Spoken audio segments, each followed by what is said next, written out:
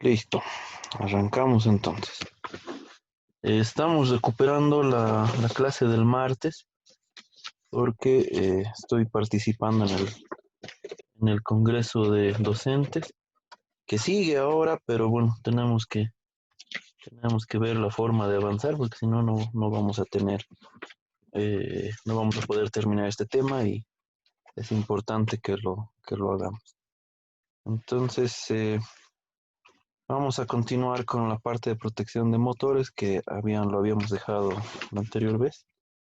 Eh, Habíamos dicho que en la norma boliviana, que es la norma que debemos respetar, se dan algunos lineamientos generales que son, no tiene que estar en un mismo dispositivo o tiene que estar cubierto el tema de sobrecarga y cortocircuito de manera diferente. En este diagrama, este bloquecito es el relé de protección de sobrecarga y este vendría a proteger la parte de cortocircuito. Además, en los diagramitas de control nos muestran una posición de sección de seccionamiento visible y esta parte del interruptor nos viene haciendo eso, ¿no? Aquí marca un 1 y aquí un 0, que visualmente nos dice que acá en 1 está cerrado en on y si está en 0 está en off. Además, que se tiene que proteger los motores por falta de fase o inclusive inversión de fases. Vamos a ir viéndolo más adelante. ¿Sí? Eh, ¿Qué sigue luego? Este esquema también está extraído de la norma boliviana y nos muestra cómo se reglamenta mediante esta norma las instalaciones de los motores. Entonces, para la NB, todo empieza con la alimentación del motor o el circuito que lo alimenta, una protección de cortocircuito, un medio de desconexión del motor, protección de cortocircuito si falla tierra del conductor terminal del motor, o sea, del cable que va a llegar al motor mismo. Ahí tenemos que tener un controlador, una protección contra sobrecargas del motor, el motor y controlador secundario del motor, que se aplica solamente en casos de motores bastante grandes, ¿no?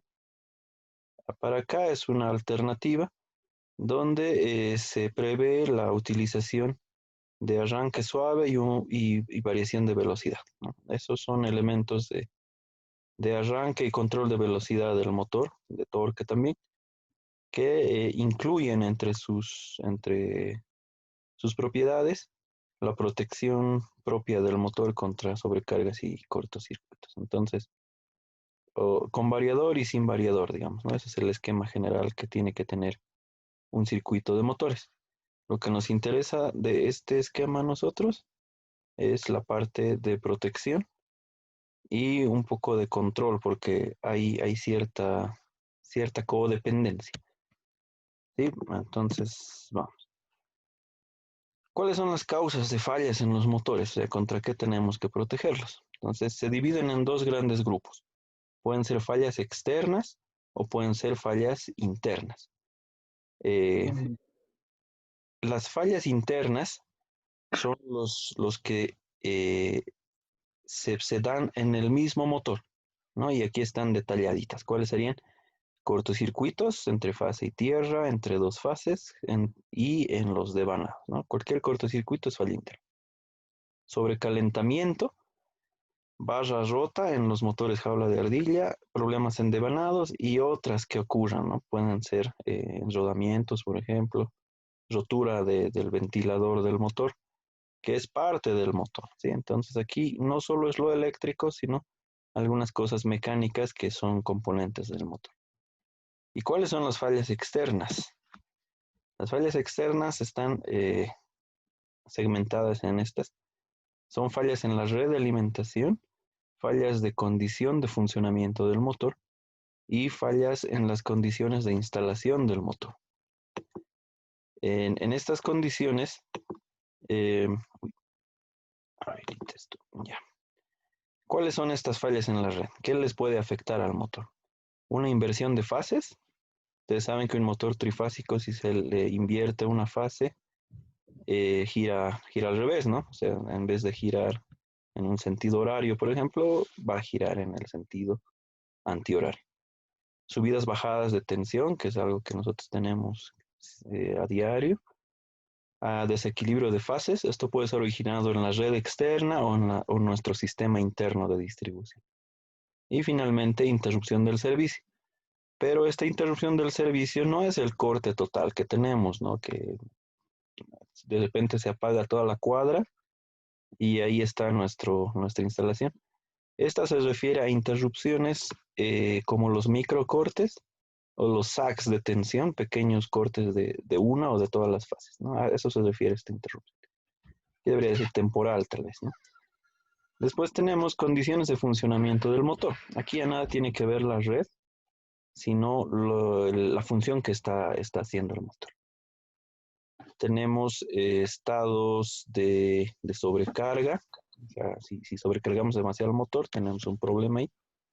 Excesivos arranques o frenados, esto ya vamos a ver cómo afectan.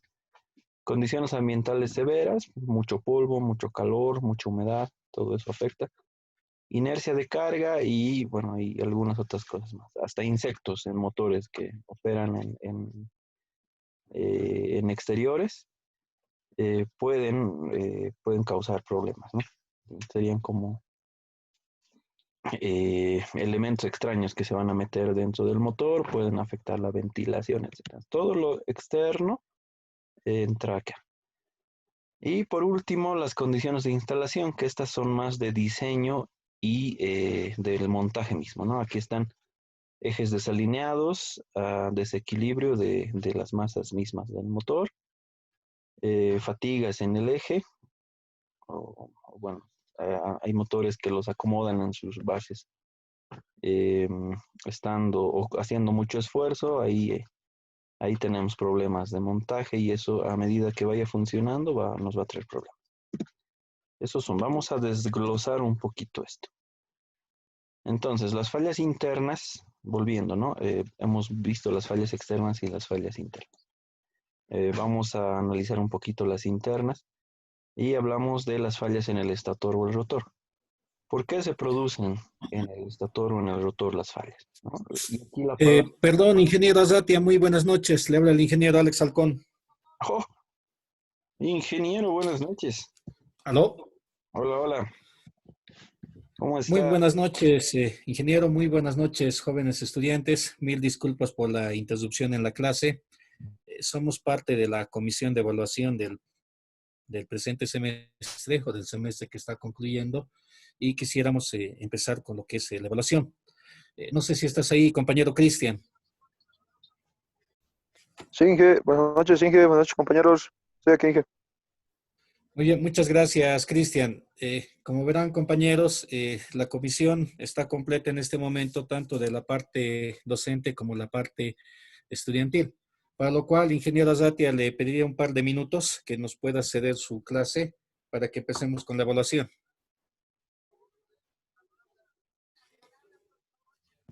¿Me desconecto o me mantengo en línea? Bueno, como estás de anfitrión, no hay mayor problema. Simplemente vamos a dirigir lo que es el tema de la evaluación a una Classroom que ha elaborado el ingeniero Germán Bravo juntamente con el universitario Guido Apaza, los cuales administran, Ujú. donde se garantiza plenamente lo que es la identidad de la calificación. Es decir, jóvenes, nadie va a saber cuál es la calificación, bueno, nadie va a saber con nombre y apellido cuál es la calificación que le están otorgando al ingeniero Azati. Entonces, por favor, empezaríamos. No sé si tienes alguna recomendación, Cristian.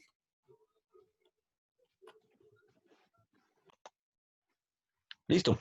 A ver, estábamos entonces hablando de las fallas internas y que la palabra clave para una falla interna, hablando de un motor, es sobrecalentamiento, ¿sí? ¿Qué produce el sobrecalentamiento? Ustedes que están interesados en la electricidad y han debido retostar un pequeño pedazo de alambre esmaltado accidentalmente o a propósito y se han debido dar cuenta que el esmalte se funde a una temperatura alta. Ese mismo alambre esmaltado o esa misma aislación tienen los bobinados, entonces Si llegamos a un punto de temperatura en el cual se daña, se corre o se funde este aislamiento, entonces vamos a perder aislación y vamos a tener cortocircuitos. Y cortocircuito que se produzca produce más calentamiento y es un efecto cascada, digamos, ¿no? Entonces, ¿cuál es el primer factor del sobrecalentamiento? La sobrecarga, ¿no? Cuando el motor está haciendo o está dando más potencia de la que puede dar, empieza a calentarse. Ese es la primera causa en el motor. Sobrecalentamiento y sobrecarga, ¿no? Entonces, la sobrecarga lleva al sobrecalentamiento. Aparte de esto, no siempre un bobinado falla por sobrecalentamiento, sí es cierto, y se puede fallar por rozamiento mecánico cuando el eje está muy gastado o hay una falla en el rodamiento o se metieron ahí pedazos de metal, polvo, etcétera. Raspan el aislamiento del cable, llega a quitar completamente el aislamiento y ya tenemos ahí igual puntos sin aislación, ¿no? Entonces, cuando tenemos alguna cosa que dañe el aislamiento, ya sea por sobrecalentamiento o por rozamiento, tenemos que prevenir esa condición. ¿Sí? Aquí en este gráfico hablamos de la aislación y el factor de la aislación o cómo se mide la aislación es la resistencia de aislación, ¿no? Aquí dice insulation resistance en megaohms y aquí vemos cómo esta resistencia de aislación disminuye con la temperatura. Entonces, si a 20 grados, por ejemplo, tenemos una aislación de más de 10 megaohms, a 60 este mismo bobinado, este motor, va a tener ligeramente más de un poquito más de un mega, ¿no? Para no entrar en decimales y todo. Entonces, a mayor temperatura, la aislación va disminuyendo y aquí no se ha perforado la aislación, no se ha fundido el esmalte ni nada, sino es una condición simplemente de calentamiento inicial, ¿no? Porque a 80 grados no se funde el aislamiento, el esmalte. Pero a 80 grados, miren cómo está de bajita la aislación del motor. Si baja la aislación, ¿qué va a pasar? Que si tenemos una sobretensión en el sistema, podemos perforar ese aislamiento y ya vamos a producir ahí una descarga también, ¿no? Entonces, esto es importante que ustedes conozcan, que a medida que la temperatura disminuye la resistencia de aislación de los bobinados de un motor, ¿sí? Acá en este gráfico tenemos la vida útil de un motor, ¿no? Si lo hago funcionar a corriente nominal, esto significa IN, o a temperatura nominal, tenemos un 100% de la vida útil del motor garantizada, ¿no? Y esto es relativo, un motor de muy buena calidad puede durarnos 5 o 10 años sin ningún problema, o un motor bastante económico de fabricación china, está relacionado a eso. No, no es que todo lo chino sea malo, pero la mayoría sí. Entonces, su 100% del motor chino va a ser 2 años, digamos, ¿no? Pero es relativo, es su 100%, es lo que puede vivir normalmente. Y si le damos una sobrecarga o una sobrecorriente, o sea, al final es sinónimo, de un 5%, miren cómo le reduce la vida útil. Con 5% de sobrecarga, se reduce a la mitad su vida útil, ¿no? En temperaturas estaríamos hablando de tenerlo 10 grados más caliente de lo normal, ¿no? Y esta T no es la temperatura ambiente, es la temperatura de trabajo del motor, que fácil pueden ser unos 40, 50 grados. Al tacto sería de tibio pasando a caliente, digamos, pero es la temperatura normal. Si lo sobrecargo y lo hago trabajar a 10 graditos más de esa, o sea, si trabaja 60 y está 70, igual se reduce 50% de la vida útil del motor. Y bueno, y así, ¿no? A un 10% de sobrecarga, miren, a menos de la cuarta parte de la vida útil del motor estaríamos llegando, ¿sí? Entonces aquí nos damos cuenta ya de entrada que sobrecalentarlo, sobrecargarlo el motor es sinónimo de reducirle la vida útil. Listo, ahora hablemos de las fallas externas. ¿no? Aquí tenemos unos análisis un poquito más precisos. Y habíamos dicho que son las sobretensiones, una de ellas eran las sobretensiones, y que su efecto es la destrucción del aislamiento en las bobinas del motor. Vamos a utilizar el mismo enlace si se corta, porfa, porque tenemos que terminar hoy todo esto. Si se corta la sesión, volvemos a entrar y continuamos, ¿sí? Tenemos 10 minutos más todavía. Listo, entonces cuando hay una sobretensión, el aislamiento se pone a prueba y si se logra perforar ese aislamiento, entonces tenemos un cortocircuito. Entonces, eh, ¿qué se puede hacer en este caso? Bueno, es prever que no se llegue a valores grandes de sobretensión. Pero ¿cómo hacemos eso? No podemos evitar que caigan rayos, digamos, ¿no? Hablando de tensiones atmosféricas, pero sí podemos evitar las otras, las de maniobra, ¿no? Las descargas atmosféricas es probabilístico su cálculo, pero en motores importantes hay y no solo motores, sino en instalaciones en general, hay unos descargadores de sobretensión, así se llaman, ¿no? Su símbolo es como una resistencia variable, y se conectan en el secundario de la caja principal o puede ser en el alimentador de los motores. ¿Qué va a hacer esto? Es como el cortapicos que conocemos nosotros, teniendo una buena conexión a tierra. Si se detecta una tensión, un pico de tensión muy grande, pues lo va a derivar a tierra. Eso se puede hacer con las escalas atmosféricas y las otras. Hay que evitar hacer maniobras de bancos de capacitores, digamos, porque esos son los orígenes de sobretensión. Y tener cuidado con ese diseño. Aquí en esta tablita tenemos los tipos de sobretensión, ¿no? Hay atmosféricas, aquí tenemos electrostáticas, de funcionamiento y de frecuencia industrial, debería decir aquí. Las duraciones están aquí señaladas, una atmosférica es muy corta. Y qué niveles de tensión alcanza, ¿no? Hasta 1000 kbs por microsegundo, aquí es una velocidad de subida muy alta. Estas son las frecuencias con las que se genera ese voltaje. Creo que en el siguiente diagramita vamos a poder ver bien. Y las que les decía, las de maniobra, son las que tienen la frecuencia de la red, ¿no? Esto es solo para conocimiento, pero lo que se tiene que grabar, lo que tiene que quedar en ustedes, es que también tenemos que estar preparados para sobretensiones en los motores. Y la respuesta es estos descargadores de sobretensión. Listo, ¿qué tenemos también? Fallas externas, en este caso serían desequilibrios de voltaje. Aquí vemos un diagramita Fasoria, bueno, no, un diagrama de los voltajes senoidales de las tres fases. Esto es una instalación trifásica. Y aquí vemos que lo que está en amarillo está más grande que las otras dos fases.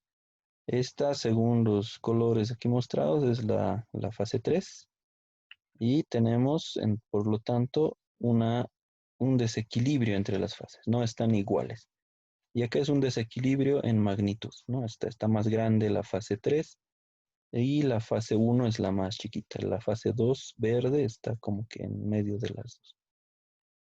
Entonces, ¿qué pasa cuando hay tensiones desequilibradas, ¿no? Acá está escrito. Lo que pasa es que al analizar desequilibrios se crean unos voltajes de secuencias.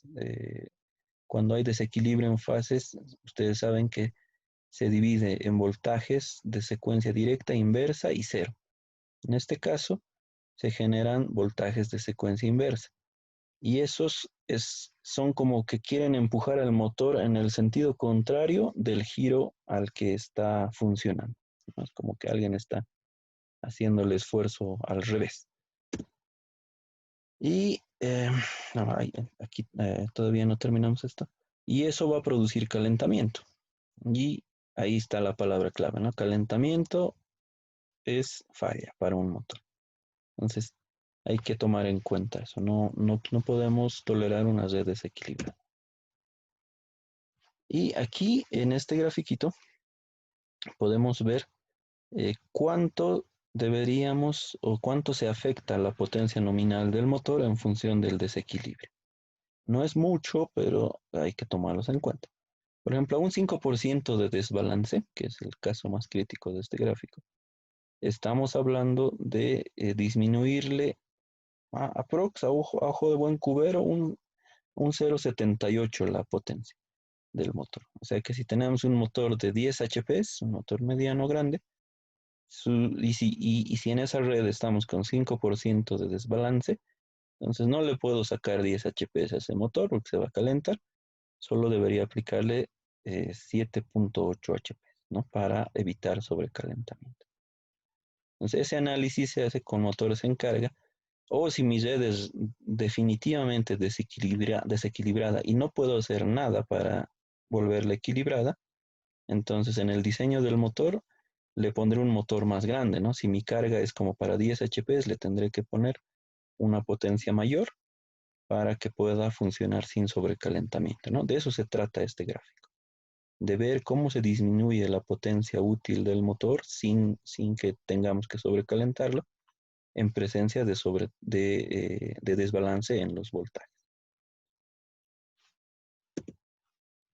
Otra falla externa, ya les decía, es la pérdida el corte del servicio, pero no un corte total, sino disminuciones. Aquí, por ejemplo, tenemos una disminución en el valor del voltaje.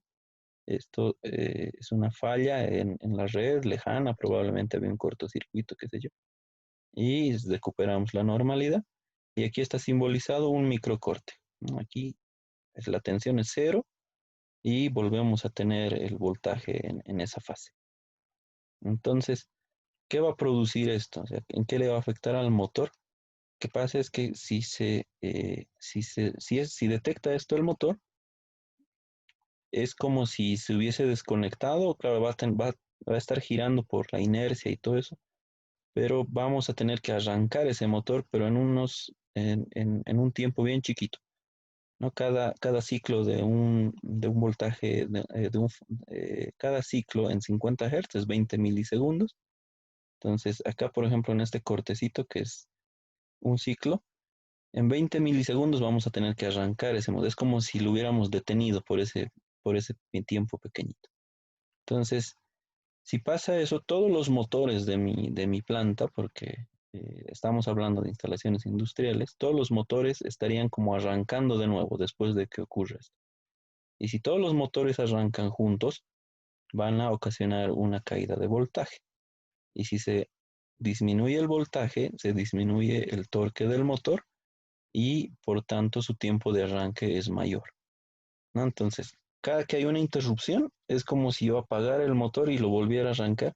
Y si son varios motores, van a sufrir en el arranque. Todos van a estar tratando de igualar el torque resistente y vamos a tener sobrecalentamientos porque sería como un arranque demorado, retardado, ¿no? Si un arranque debería durarle 10 segundos a un motor X, en condiciones de un corte de tensión y una vuelta rápida, como este caso, estarían arrancando todos los motores y no va a durar 10 segundos, va a durar 20, 30 probablemente, ¿no? Hasta que logren igualar el par, el par de lo que estén moviendo, ¿no? De lo que estén haciendo girar. ¿Y en qué se traduce eso? Igual en calentamiento, ¿no? Se van a calentar esos motores. Y ya sabemos que el enemigo número uno del motor es el calentamiento. Luego tenemos fallas externas que se refieren al contenido de armónicos. Hay redes con armónicos donde tenemos una distorsión en la forma de voltaje.